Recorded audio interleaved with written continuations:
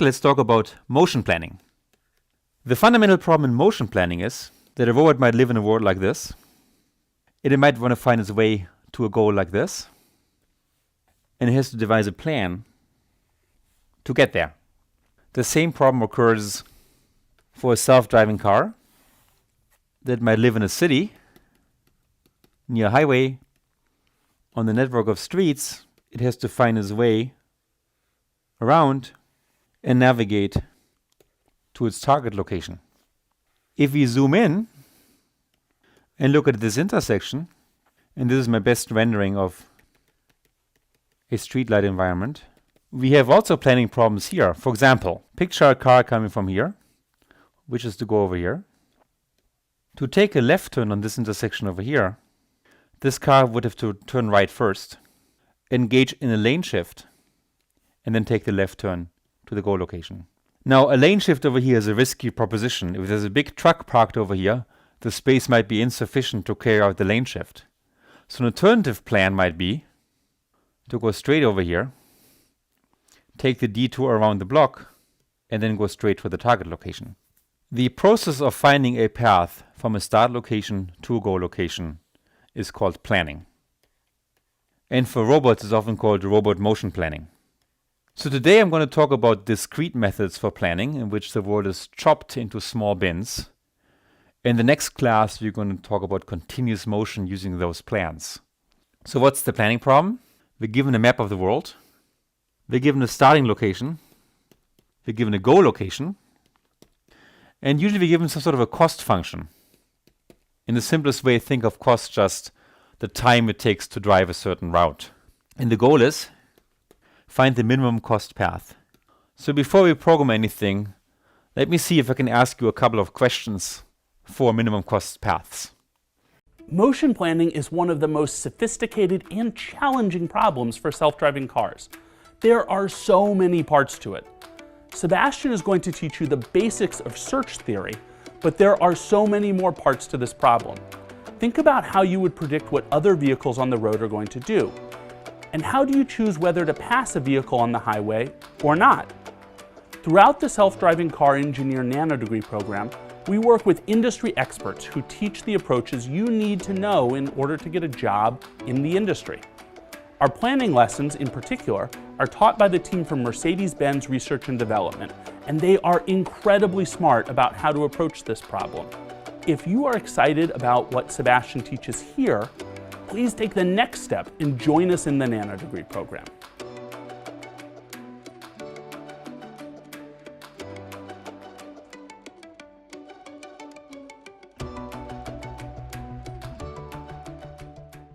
Suppose we live in a discrete world like this, and this is a world we will be programming.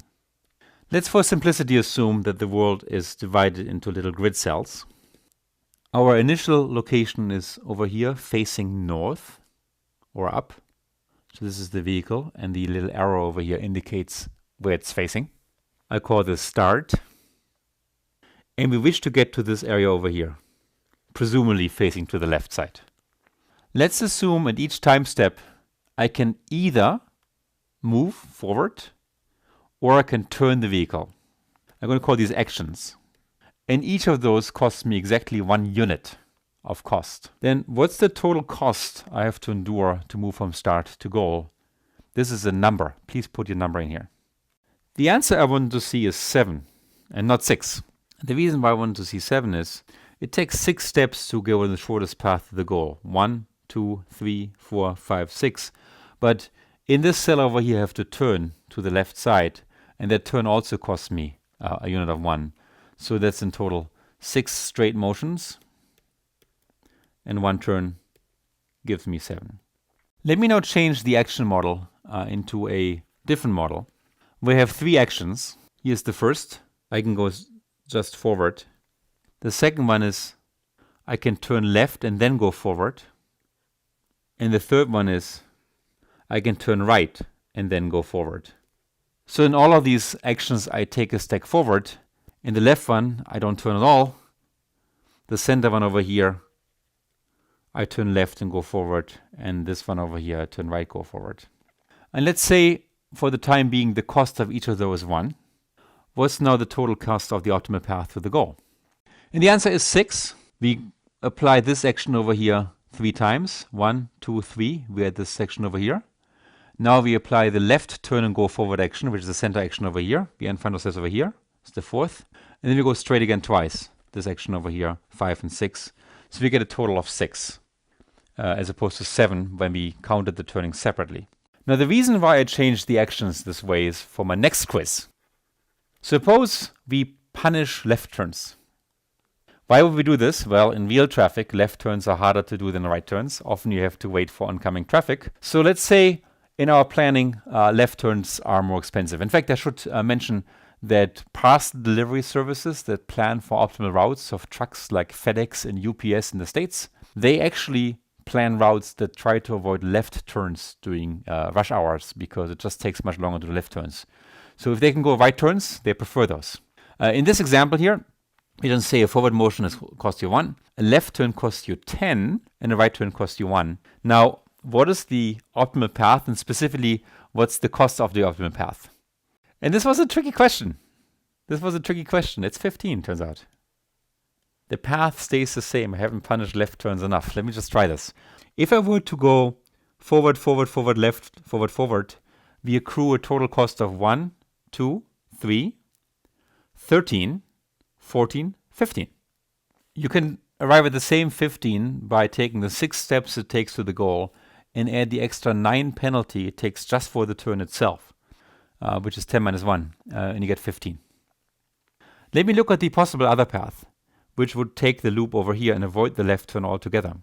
1, 2, 3, 4, 5, 6, 7, 8, 9, 10, 11, 12, 13, 14, 15, 16.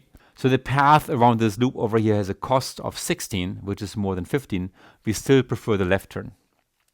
So for this final version, let me punish left turns even more. Now they cost us 20. What is now the total cost to get to the goal?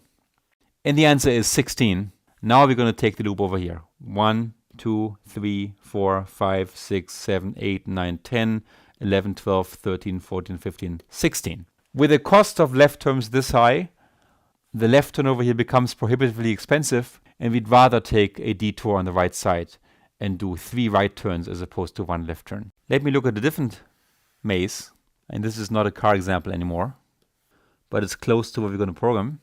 Suppose we start over here, and our goal is to go into this corner over here, and there's multiple blocked cells along the way.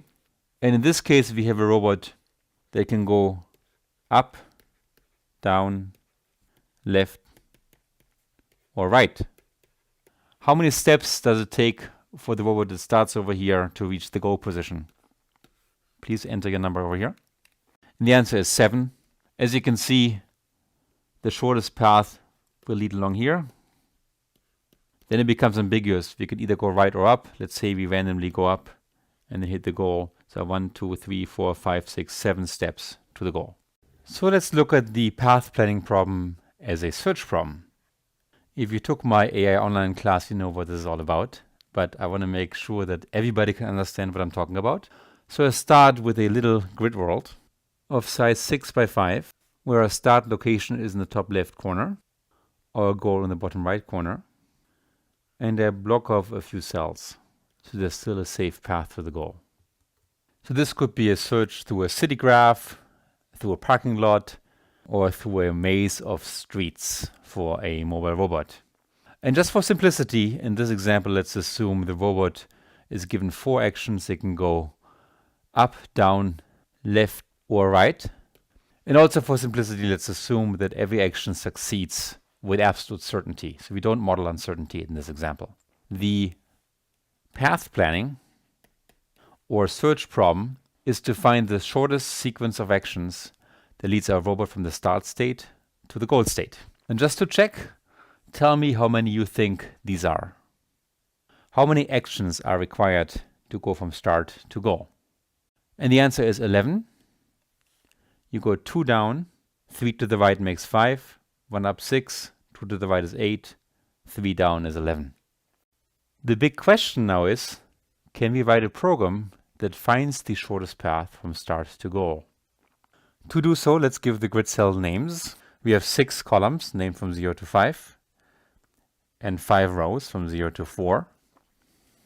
And the basic idea I'll pursue is that I keep a list of nodes that I wish to investigate further, or, as we call it in search, expand. Let's call this list open. So in the beginning, we only have one state on this list. It's 0, 0, my initial state. And just to make sure I never pick this state again, I don't want any cycles in my path, let me just check mark this state with a little red check.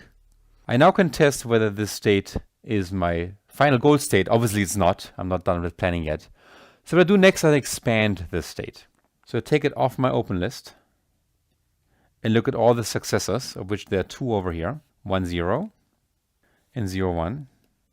Those 2 are now expanded, so I'll check them. And one last thing, I maintain for each of these states on the open list, how many expansions it took to get there. So this was 0 over here. It's 1 for these 2 states in red. That's called my G value. When I'm done with planning, this will be the length of the optimal path. Let's now go further and expand one of the 2. We always expand the one with the smallest G value, but these are equivalent. They both have a G value of 1, so it doesn't make a difference. So let me expand the first one. It's this one over here. This one has 3 neighbors, 0, 0, 1, 1, and 2, 0. But because 0, 0 is already closed with a check mark, we don't consider it anymore, which gives me 2, 0, and 1, 1, both now with a G value of 2, and we check those over here. I now pick the node on the open list with the smallest G value, which happens to be this one over here. There's really no choice. It's the node over here. And this has 2 neighbors, 0, 0 and 1, 1, but both are already checked. So therefore, there's no expansion that takes place. I only expand if I find an unchecked node. So my new open list are these 2 nodes over here, and I recurse. And what's going to happen is my nodes will expand gradually into the free space until I eventually hit the goal node. And without proof, the G value when I hit the goal node will be exactly the number of steps it takes to go from the start state to the goal node. The secret here for that to be the case lies in the fact that I always expand the node with the smallest G value. But we won't worry about this. What I want you to do is to implement a piece of code that implements what I just described. And to warn you, this is a bit of work. Here's my coding environment. My grid is this one over here. It's the same as the grid over here. You can see the obstacles here and the T-shaped obstacle over here. Our starting location is 0, 0, which is the first one you put on the open list. Our goal happens to be 4, 5, which is the coordinate of the cell over here. Starting counting, of course, at 0, 0. I've also coded for you the 4 potential actions into a single field called delta, so that when you go through the different successors in the list in the search, you can just go through these sequentially. The first one goes up by subtracting 1 from this dimension. The second one goes left, third one goes down, fourth one goes right. Ignore for now the names of these actions. I will use them later. And I want to use the cost function of 1, so each step costs you exactly 1 for now. So I'd like you to write a piece of software that outputs triplets of this type, where the first value is the G value, and the next 2 are the coordinates x and y. It then retrieves the element with the smallest G value from the list, expands it. The grid cell 0, 0 gets expanded to 1, 0 and 0, 1. The G value is incremented to 1 in both cases. And then as I scroll down a little bit, now it takes again one of the items with the smallest G value, breaking ties whichever way you want to break them. There's a tie over here. I just happen to take the second one. Expand this one into a new successor. The only one that's not checked yet in the table is 1, 1, which gets a G value of 2. Now remove again the element with the smallest G value, which is now the first one. So it's being taken down from the list over here to produce a new open list that's sitting over here. And as it goes through this, I'm going to scroll down a little bit more. You can see these different elements being taken. You can see the G value keeps going up, 3, 4, and so on, all the way to 7 here. And at the very end, when the G value turns 11, it should expand node 3, 5, which is this one over here, find its only non-checked neighbor, which is 4, 5, this guy over here, and add it to the list with the G value of 11. when it then looks at the remaining list and picks the one with the smallest g value, which is this one over here, it should identify that this is actually the goal state and call the search a success. Now this is all intermediate debugging output.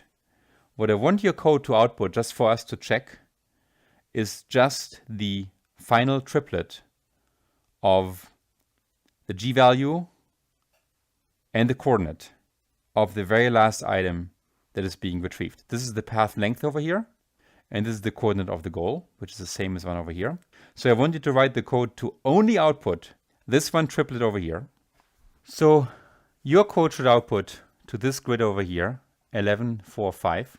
And 4, 5 is the goal coordinates. There's nothing interesting here, but the 11 is the key thing. So it takes 11 steps to go from here to here.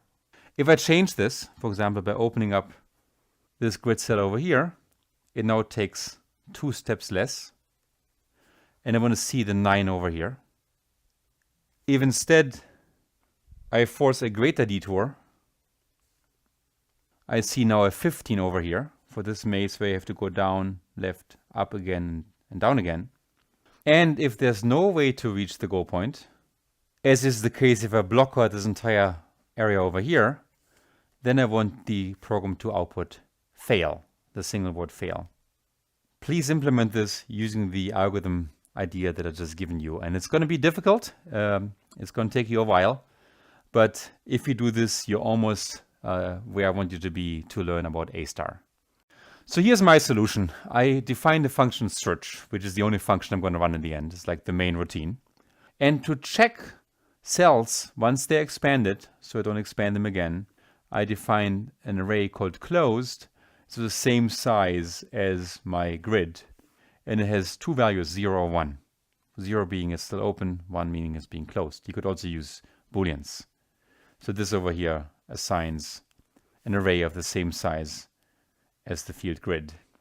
I initialize the starting location as checked, and I assign the coordinates to x, y, and a g value of 0. And my initial open list is going to be this one element of my initial coordinates and a g value of 0. So far what I've done is I've defined an array called closed of the same size. All the check marks are not there except for the ones in the left corner, and this is my starting location on my open list right over here with a g value of 0. Inside my code I use 2 flags. One is found, which will be true when the goal position is found, and one is resign, which will be true if I don't find a goal position and then explore everything. The second one will be the case when my open list just turns empty without finding the goal. That's really important for the case where I can't find a path to the goal. Those print commands were the ones I used for debugging. You can look at them. They print out the existing open list, nothing else. But here's the code. I repeat the following while I haven't found a path to the goal, and I haven't proved that the problem is unsolvable. So both found and resign are false. If my open list is empty, there's nothing to expand, then resign is true and I print fail. So this is one of the 2 terminating conditions. You can convince yourself if there's no path from S to G, we will expand every node on the left side of the barrier until we finally run out of nodes to expand, at which point the open list will be empty and our search failed. If there's still elements on the open list, the else case comes into place. And here's how I remove the element with the smallest g value. I use the list sort function, which sorts elements in increasing order from the smallest g value up.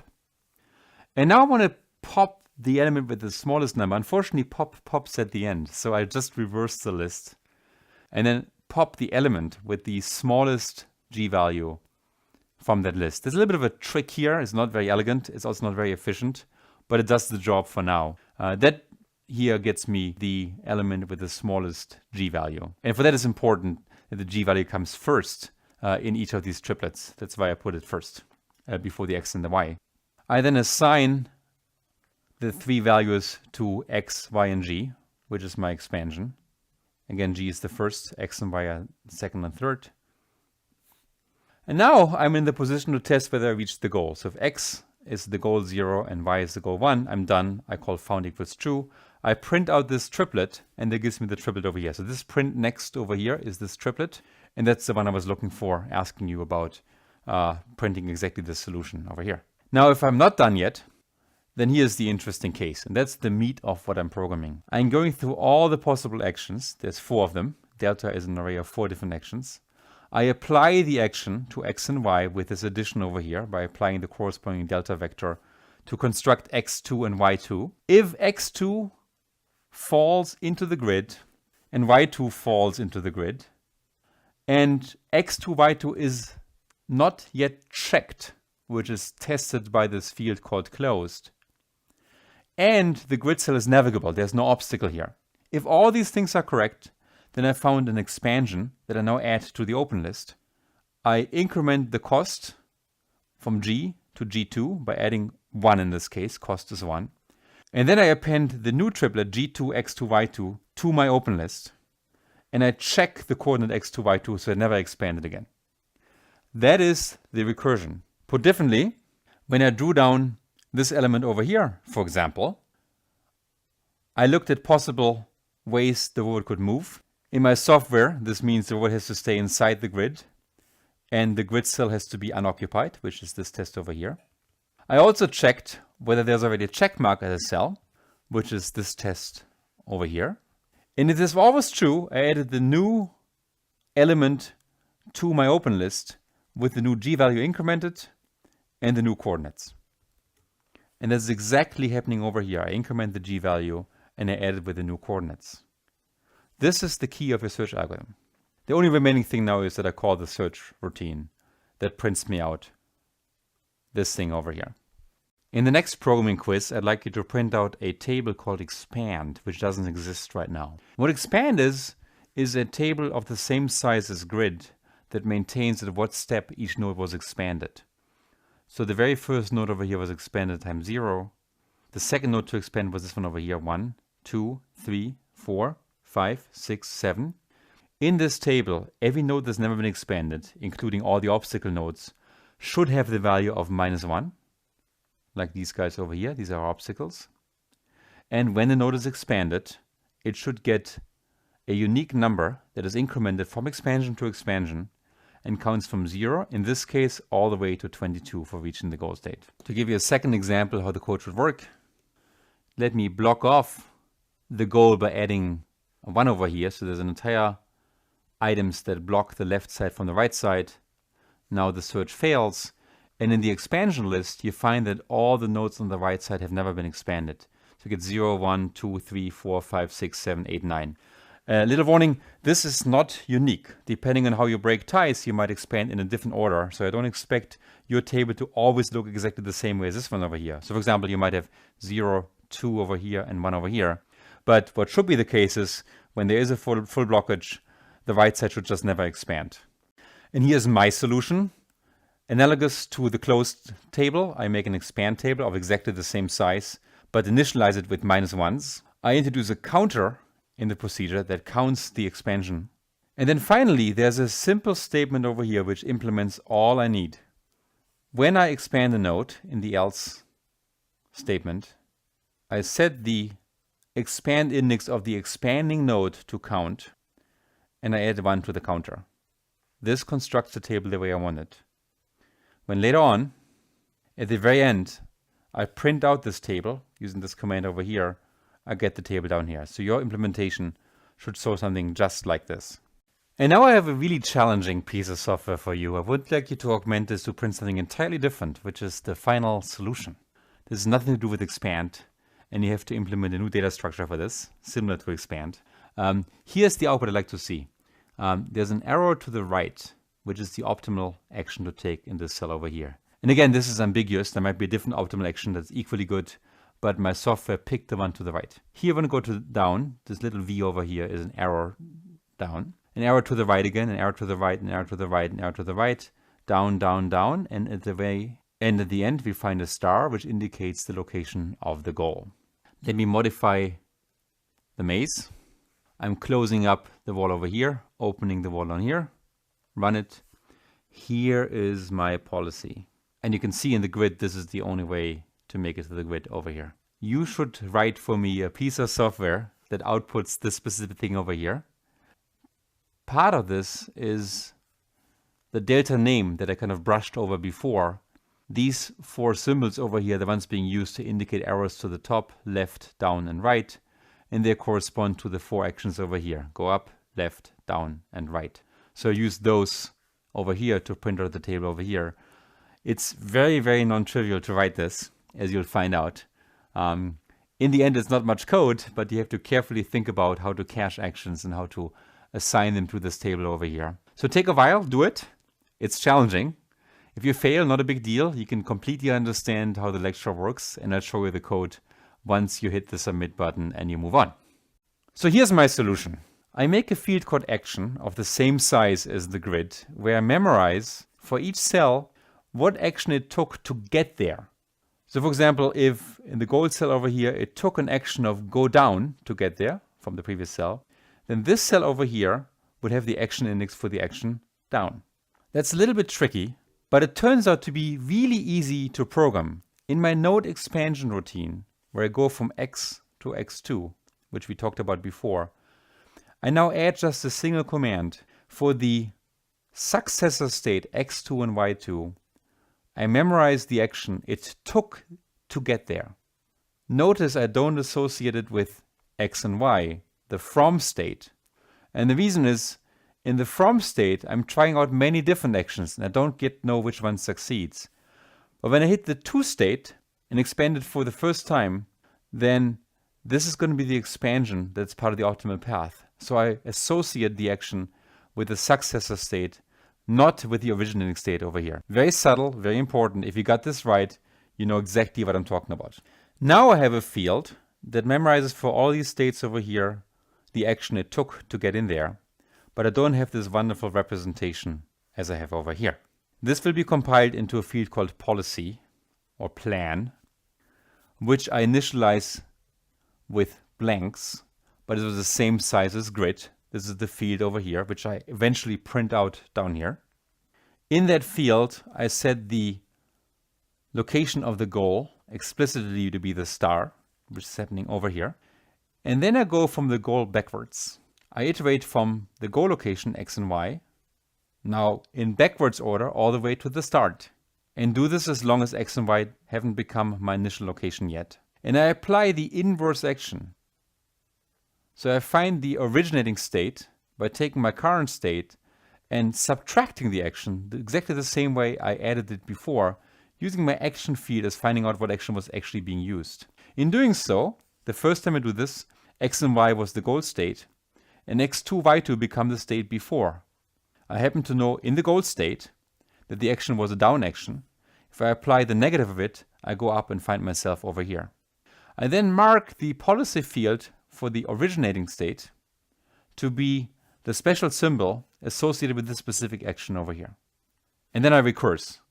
I set x and y to the state x2, y2, and I then go a step further. In doing so, I will reverse the path step by step, print the associated action, and get exactly this table over here. Very tricky, but look, this is an advanced artificial intelligence class. You might as well program something really tricky. Took me a while to program it myself, but I finally got it right too. I now want to come with you to the absolute meat of this class, which is called A star. A star was invented by Nils Nilsson at Stanford many years ago, and is a variant of the search algorithm that's more efficient than expanding every node. If you've gotten so far and you understand the mechanism for searching by gradually expanding nodes in the open list, A star is almost the same thing, but not quite. To illustrate A star, I'm going to use the same word as before, but with a different obstacle configuration. This is one where A star performs really well. Obviously, we are forced to go down to here, but in here we have to still search for the optimal path to the goal. Here's the same in program code. You can see all the ones over here. Start state is over here, goal state is over here. If I run this code and give you my expand list, the ones you programmed before, you'll find that the expansion goes down from here 0 to 1, 2, 3, 4, 5, but then it expands into the open space 6, 7, 8, 9, 10, 11. Diagonally, it expands into the open space until it finally hits the goal node 15. This took 16 expansions to get to this point. Let me now switch on A star and run the code again. What we now find, it only takes 10 expansions to get to this point, from 0 to 9 over here.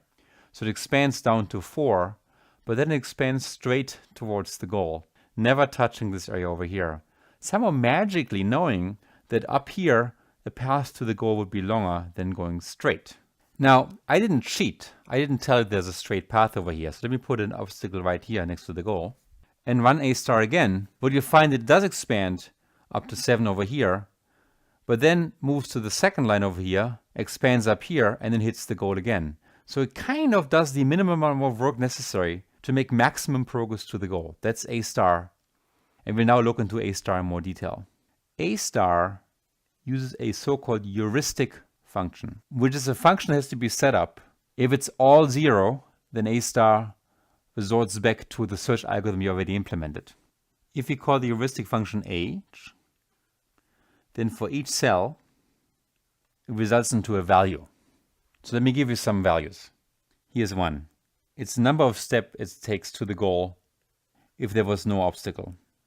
Clearly the numbers I'm putting in right now, 1, 2, 3, 4, 5, and so on, are not reflective of the actual distance to the goal because they don't consider the obstacles.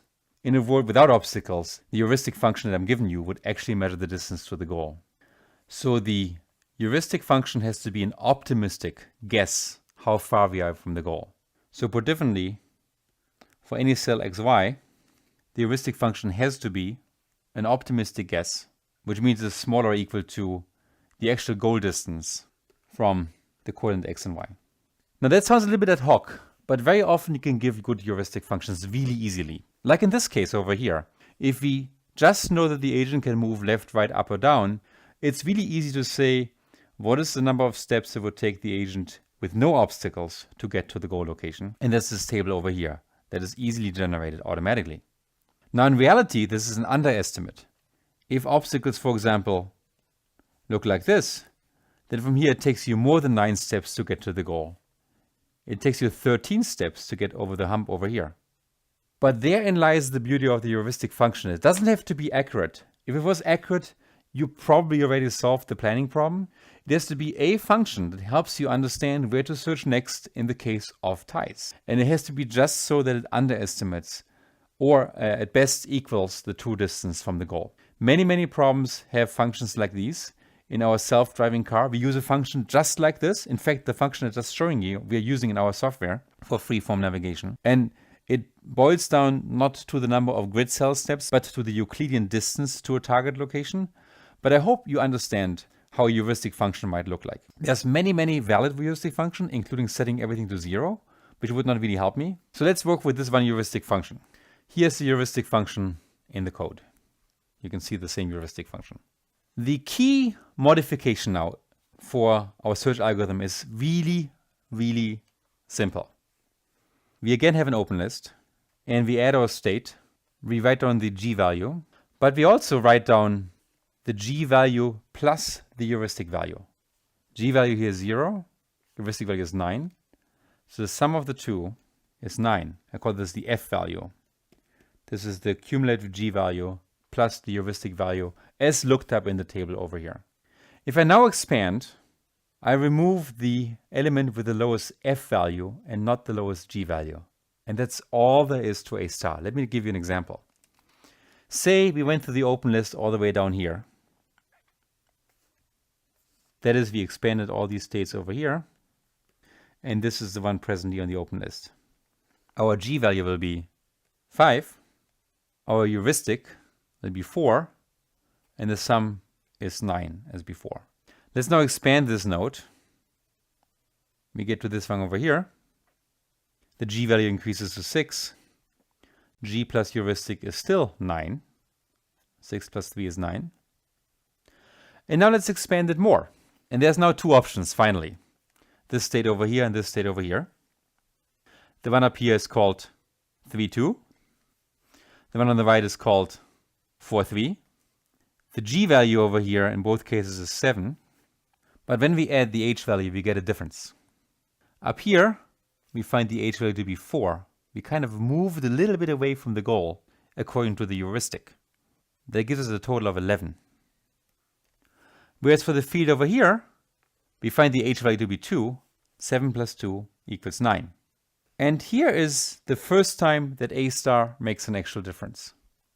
It has a preference to expand this node over here over the node over here. To see why the F value, the sum of G and H, over here is 9, but over here it's 11. And what this reflects is that according to the heuristic, this guy is actually 2 steps closer to the goal than this guy over here. This guy, according to the heuristic, maybe 2 steps away from the goal. The guy over here is at least 4 steps away.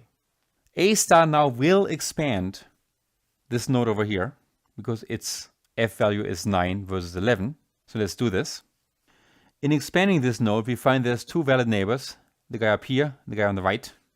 First guy's coordinate are 3, 3. Second guy is 4, 4. And as before, we increment the G value by 1, gives us 8 in both cases. And now we add the heuristic to the G value, which for the first one over here is 3. 3 plus 8 is 11. Whereas for the one on the right, we get 1 as a heuristic. 1 plus 8 is 9. That's the result of expanding the node over here. And here's our new open list. And again, we have a preference. On the open list are these 3 states, but we prefer the one on the right because this F value is smaller than the other 2 F values. The one over here is 9. The ones over here has an F value of 11. So once again, we expand, and in the expansion will be the goal state. And then we find the goal state and we're done, without ever expanding anything in the maze up here. That feels like magic, but the key thing here is by providing additional information, the so-called heuristic function, we can guide the search, and when we have an impasse, we can pick a node that looks closer to the goal state. And as a result, we will likely make more progress towards the goal. So with the heuristic function I've given you, of simply the minimum number of steps it takes to get to the goal in the absence of obstacles, you can now construct an algorithm that implements A star by maintaining not just the G values, but also the F values, which is G plus the heuristic. And out should come an expand table that looks exactly like this, that assigns -1 not just to the obstacles, but everything over here that has not to be expanded according to the heuristic. That's your task for the next quiz. It turns out the actual implementation is really minimal compared to what you already implemented. And with this modification, you've implemented A star, which is one of the most powerful search algorithms that we use to the present day to drive self-driving cars through unstructured environments. The very first thing we do is we expand elements in the open list to not just contain G as before, but also F. And I also included H over here. That isn't necessary, but I did it anyhow. So now we have 5 tuplets where G is the value as before, H is the heuristic value of the cell XY, and F is the sum of the 2. The reason why I put F left is I need this for my sort trick, so I can sort according to F when I sort the list. So notice this has become 2 elements longer. And by moving F to the left side, I've implemented that the element I remove will be the one with the lowest F value, not the lowest G value. As I go further down and expand a node, as happened in these lines over here, I now need to modify the index into the next structure a little bit. X is now element number 3, which is technically the 4th element in the list, but we start indexing with 0. Y is element number 4. G is element number 1. F and H I don't need to pop here because I compute them from scratch in just a minute. So as I go further down, where I expand a node from the list and compute over all possible actions what the successor state is and test whether these are legal states to expand, I now, as before, increment G by the cost function, but here 2 new lines of code. First, I compute the heuristic function for the new expanded node. That's very straightforward. I call it H2. And then in the next line of code, I compute the new sum of the G value and the H value. And I use those 5 things, the new F value, the new G value, the new H value, and the X and Y of the expanded nodes to append to the open list. So new here is most importantly the F value, but also the H value. And that's all there is to implementing A star. So all I've done is I've just changed the logic according to which I remove nodes from the stack, to pick the one that has the minimum f value as opposed to the minimum g value. And I have a star. So let me run it. This is for the maze we looked at before. Let me move the open spot to the top over here and put a wall back here. It turns out in this case a star is not so efficient. In the area over here, it has no preference to go either way, but it finally finds the go node. That, however, changes when I put a big obstacle horizontally over here, at which point it's really interesting to see a star cannot decide whether the horizontal path is best or the vertical path. So it alternately pops nodes from either one of those. But the moment it's over here, the same trick applies as before. It doesn't expand anything in the center anymore and goes straight to the goal and reaches the goal over here. That would not happen without a star. In fact, the way to revert back to the old search is to just give it an empty heuristic function. So here is a definition of a heuristic function that initializes h all with zeros everywhere instead of the heuristic function over here, which I won't use for a second, just call it heuristic old, and this is the current heuristic function. If I run it with a heuristic function of all zeros, I get back my original search algorithm. And you can see this search algorithm explores into the interior a little bit, and the result expands more nodes than a star. This might look very insignificant, but if you get to very large environments, it can make a huge difference, especially if there's a huge dead end somewhere that can't reach the goal.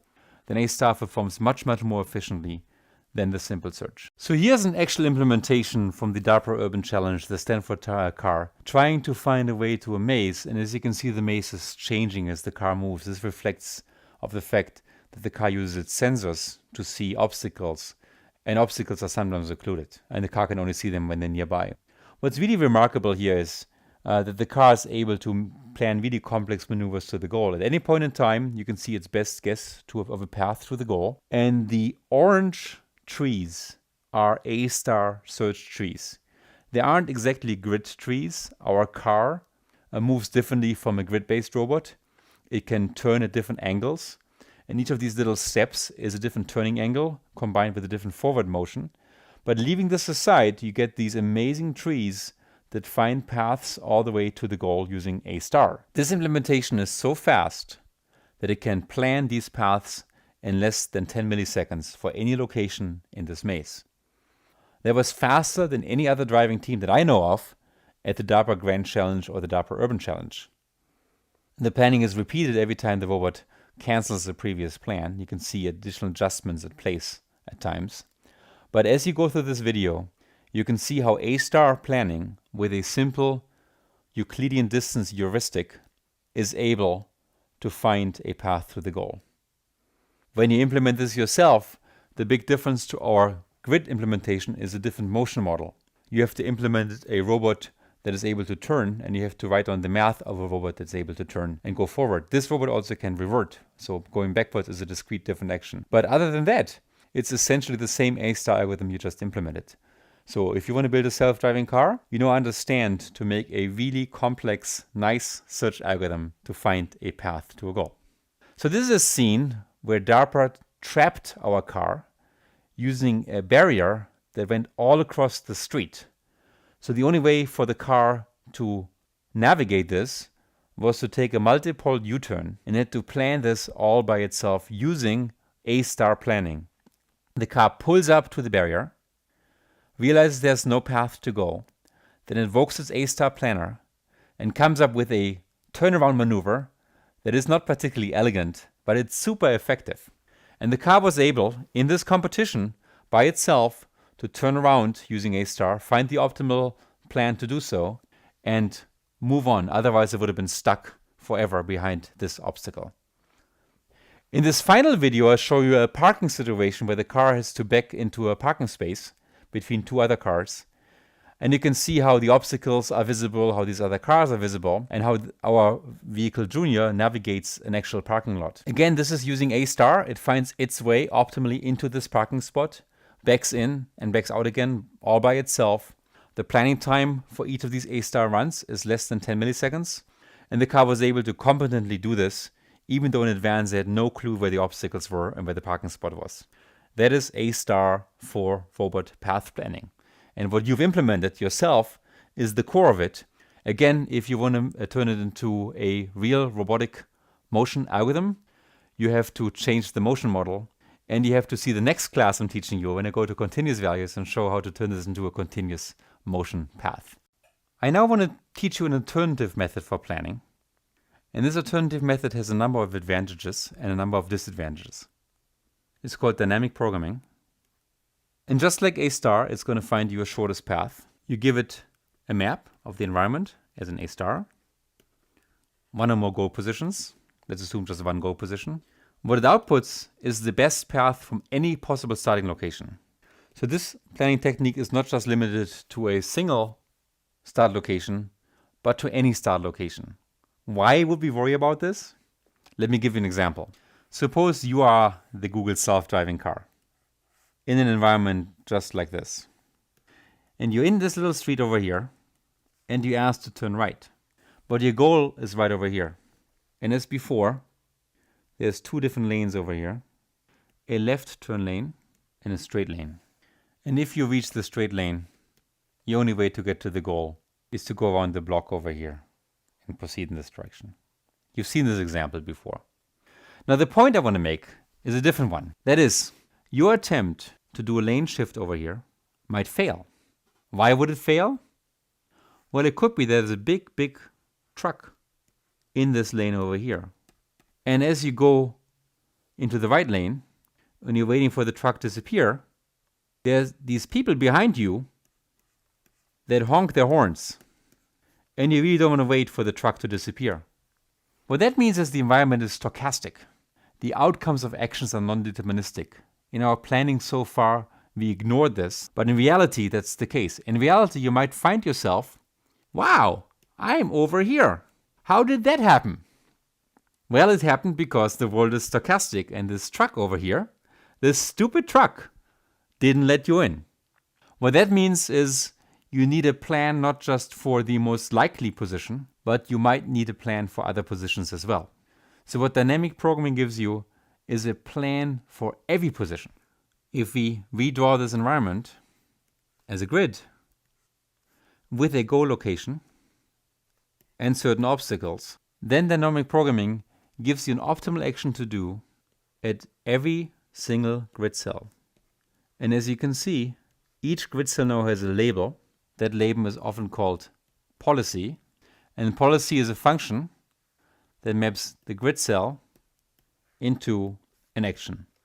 With the action in this case is a move left, move down, move right, or move up. So now we will compute a policy using dynamic programming. That is, given a grid word like this and a goal state like that, we will write software that will output for each of the navigable cells what the best thing to do is to do should the robot find itself there. And that requires a different algorithm than A star. It happens to be a more computation involved algorithm. And as I said before, it's called dynamic programming for robot path planning. So let's look at a very simple piece of code that implements this planning algorithm. We have a grid here as before with zeros and ones. You're familiar with it. A starting location on the top left, a goal location on the bottom right. We can set in arbitrary obstacles like a wall over here and a wall over here that forces the robot into a kind of an S curve around the corner. And if I run this code with this table, what I get is a table that looks like this. This, for each of the states that is a non-wall state, tells me what's the optimal thing to do. So over here it says go south, here it says go right, here it says go up, here it says go right again and go south.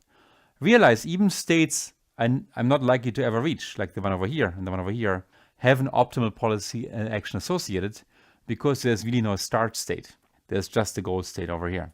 So the specification of the initial state has no bearing on this result. How can we compute this efficiently? So let me make a simple example of a world like this with an obstacle over here. And say our goal state is the one in the corner over here. Rather than telling you how to compute the optimal policy, which assigns an action to each of these cells, let me instead teach you about value. A value function associates to each grid cell the length of the shortest path to the goal. For the goal, obviously it's 0. For each adjacent cell to the goal, it's ought to be 1. For the guys over here, 2. 3, 4, 5, 6, and 7. This is recursively calculated by taking the optimal neighbor, x prime, y prime, considering its value, and by adding the cost it takes to get there, which in our example will be plus 1. By applying this update equation recursively, we can attain this value function over here. And once we have this value function, we find that the optimal control action is obtained by minimizing the value, which is a hill climbing type of action. So let me give you a quiz. In this world here, with the goal location over here, I like to understand what is the value of the cell in the bottom right. And the answer is 15, because it takes 15 steps on the shortest path to go from here to here. 1, 2, 3, 4, 5, 6, 7, 8, 9, 10, 11, 12, 13, 14, and 15. What is the value of the cell over here? And the answer is 3. 1, 2, 3. In fact, when you draw in all the values, you can see how the value propagates in the structure, and so on. Let's now implement something that calculates the value function. So here's our familiar grid again. We have a vertical obstacle over here, a T-shaped obstacle over here. Our goal location is in the bottom right corner. So when I run it, I get this table over here, which is a little bit hard to read because I set the value for each obstacle in the grid to be 99. So all the 99s over here correspond to actual obstacles in the grid. From there on, you see that the value of the goal location is 0, 1, 2, 3, 4, 5 for these two states over here, 6, and so on.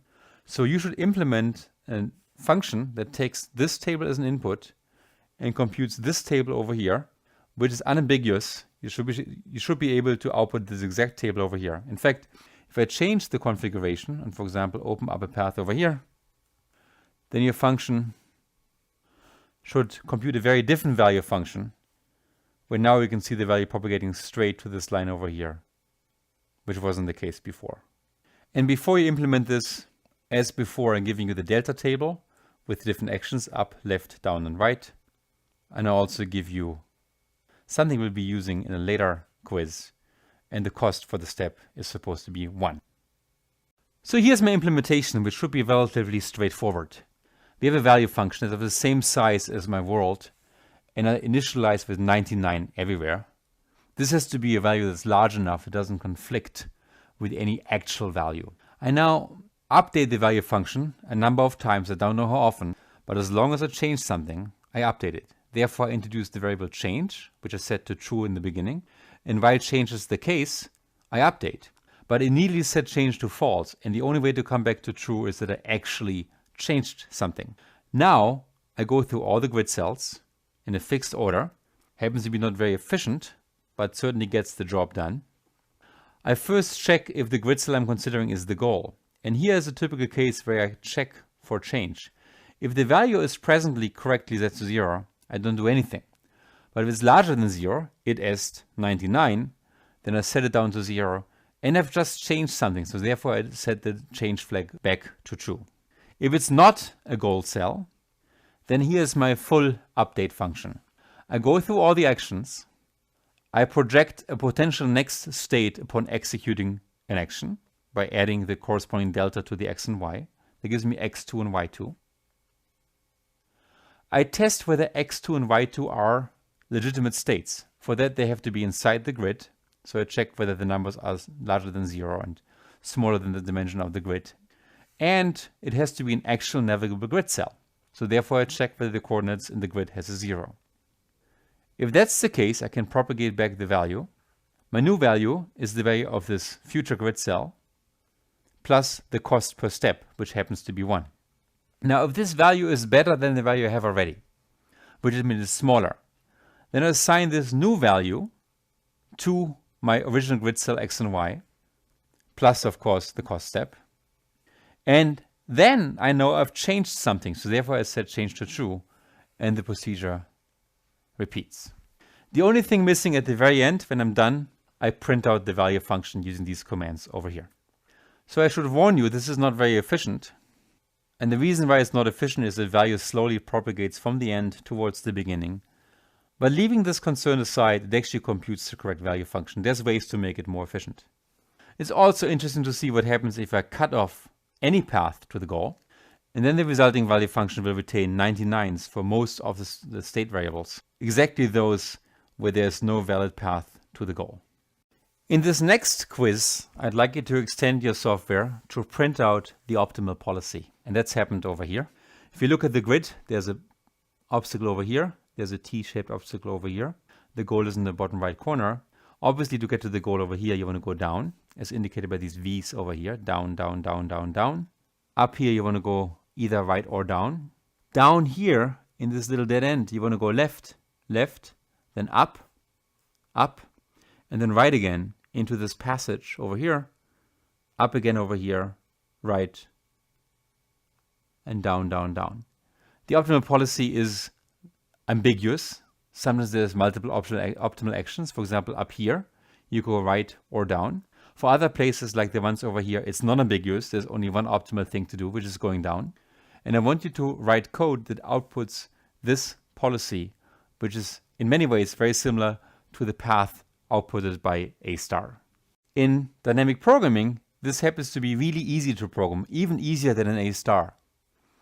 And here's how I did it. I defined a field called policy of the same size as my grid, initialized it with lots of spaces.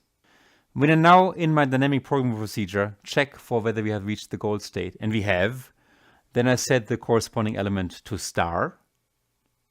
Using a single new command, just sets policy xy to star. Finally, in my big update loop, where I assign an improved value to a grid cell xy based on its successor, I assign to the policy the character that corresponds to the action that led to that update over here. Put differently, as we look for a better value, we look into all possible directions by looping over all actions. If one of those succeeds, I just memorize in my policy function what that action was with the command over here. If I finally now output this, then I get the field over here. Let's now have some fun and apply this to an actual car problem. And the one I'll be using is a bit simplified, as always, but it does relate to real-world path planning, as is done, for example, by Google Maps. Suppose we have a car down here, and this car now has as a state an x, a y, and an orientation, theta. The orientation, for simplicity, is chosen from 4 possible directions: up, down, left, and right. And as I quizzed you in the beginning, I like to get to the location over here, facing left. Realize that now the state space is 3-dimensional, just like in our localization example.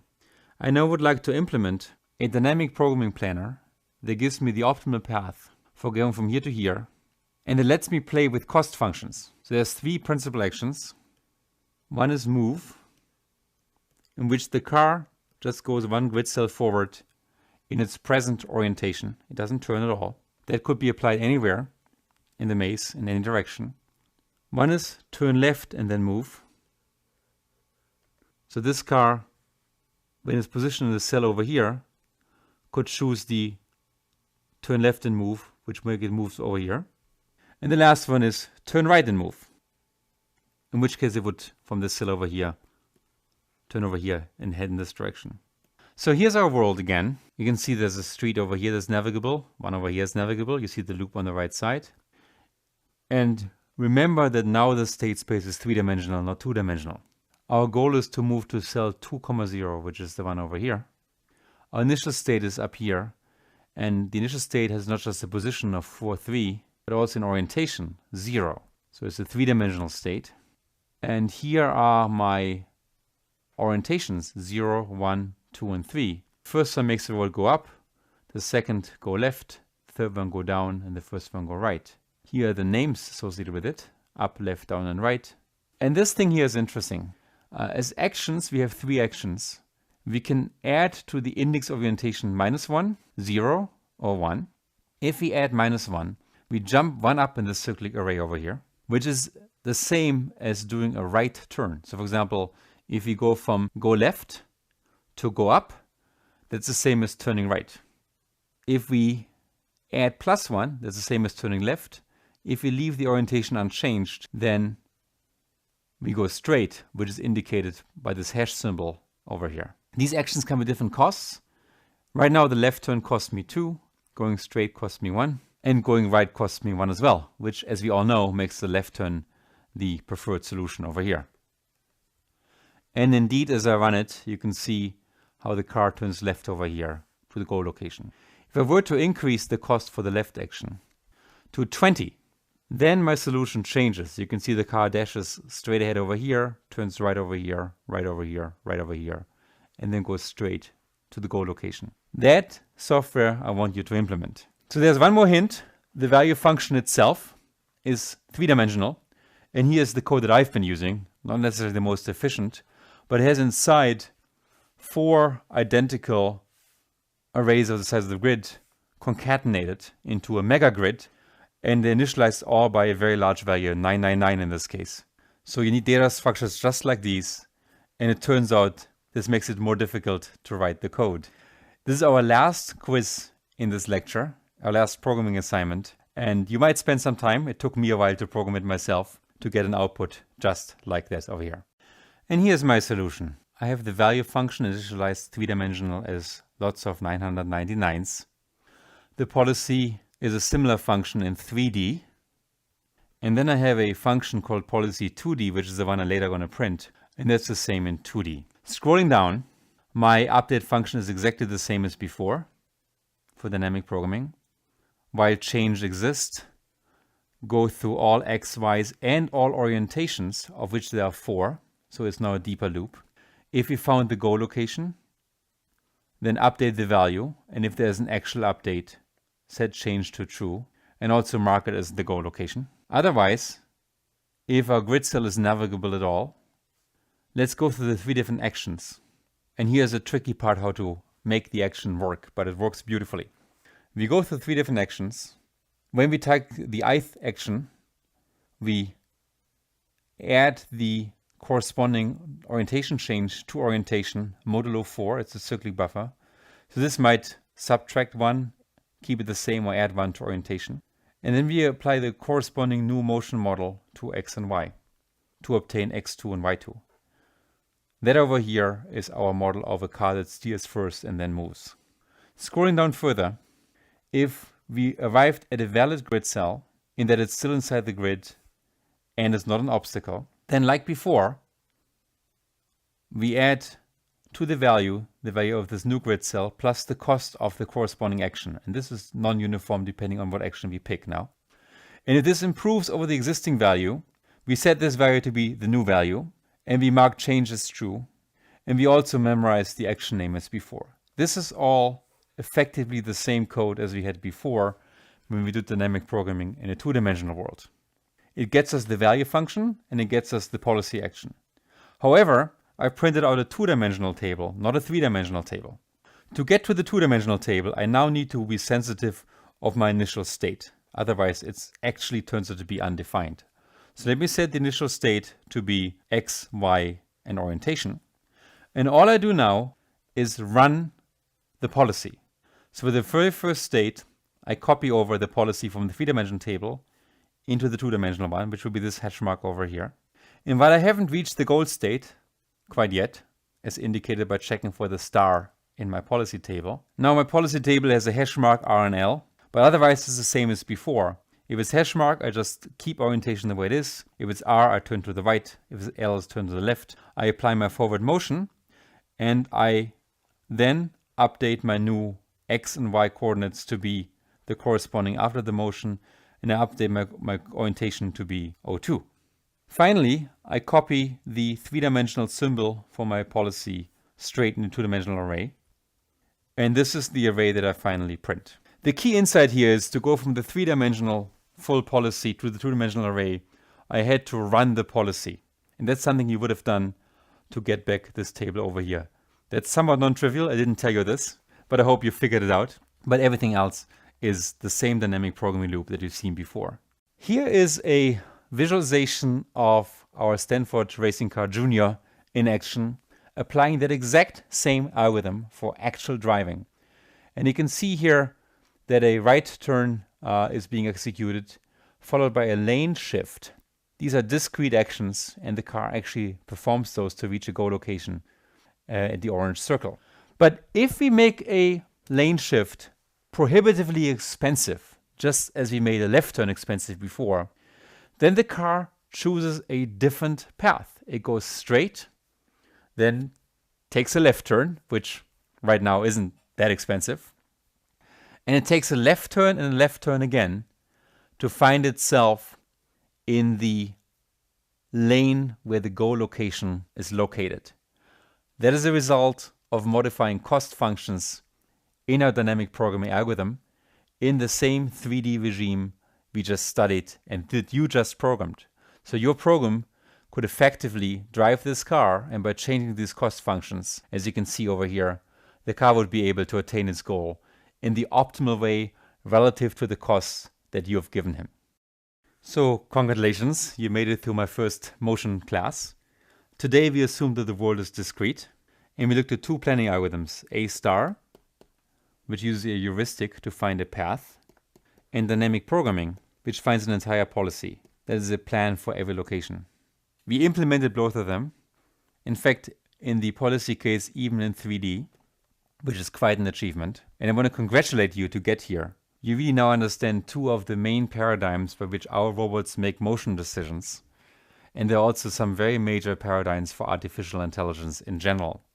In next class, we talk about how to turn this into actual robot motion. So we talk about continuous state spaces, and we talk about what's called control, in which we make a robot move. I'll see you next week.